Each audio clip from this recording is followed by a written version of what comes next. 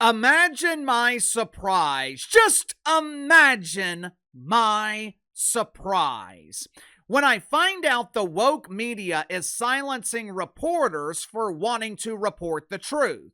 Before yesterday, I had never heard of Matt Calkins. 24 hours ago, if someone asked me about Matt Calkins, I would assume that he was the dude in my bathroom caulking my shower. But for the last 11 years, Matt Calkins has been a sports reporter for the Seattle Times.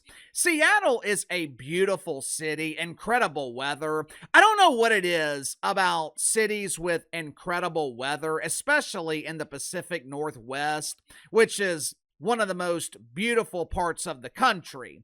I don't know what it is about these cities with great weather, but normal people, we can't really live there because these cities have been overrun by wanker spankers. Not only can normal people not live there, apparently they can't work there either. Check it out for yourself.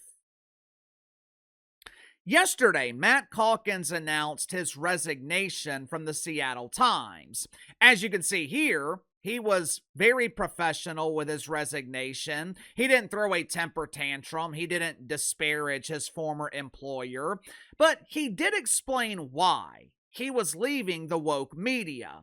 Last month, Matt Calkins worked on a piece about Sophie Cunningham. More specifically, he was focusing on two young women in Seattle who were supporting Sophie Cunningham in her fight to keep men out of women's sports, or as deacons at Woke United Methodist prefer to call them, women who used to be biological men.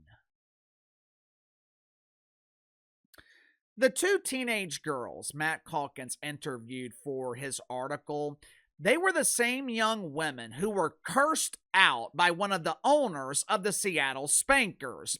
Now, for those that don't know, the Spankers are the WNBA dump in Seattle. The proposed title of the article was, "Agreeing with Sophie Cunningham does not make you transphobic." I think most normal people would agree. It should not be controversial to go to a women's sporting event and expect to see women competing. It should not be controversial to be confused if you go to a WNBA game and you see Enes Kanter or some other bearded beauty competing on the court.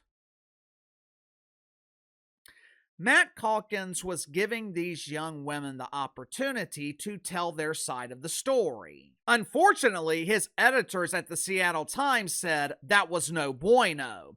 According to Matt Calkins, this was not the first article that his editors refused to publish. Apparently, his former employer was silencing him for months. So Matt Calkins made the courageous decision to quit his job. And believe me, I know from experience this is easier said than done. I mean, think about this from his perspective.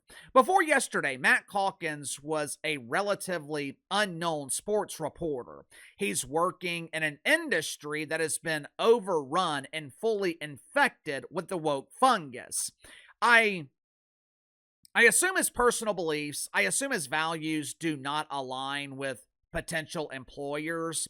I would imagine that Matt Calkins has no desire to embrace the woke wiener. So making the decision to quit a stable job, that is very scary. There was no guarantee that Matt Calkins would get another job in media. There was no guarantee that his resignation tweet would go viral and Matt Calkins would become an instant hero amongst normal people on social media, which is exactly what happened.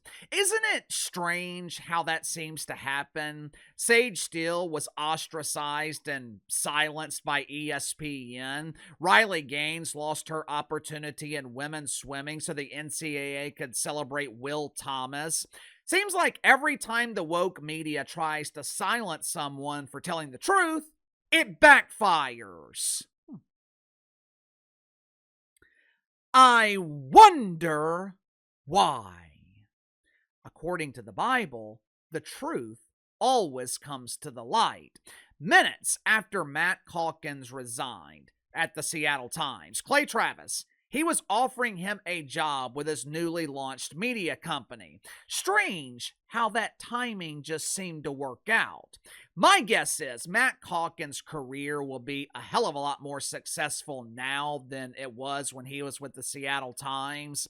He will damn sure have more creative freedom, and more than likely, he will have more reach, more influence.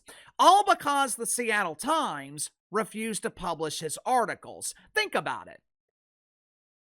If the Seattle Times had published this article, how many people would have read it?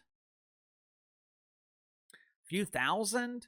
Maybe 20, 30, 40, 50,000 people in the Seattle area read this article. Now, because of his newly elevated platform, Matt Calkins has the potential to reach hundreds of thousands. He's went from being relatively unknown to being known, all because his doofus employer tried to keep him silenced. Sound off in the comments below. I'll see you guys later on the main channel.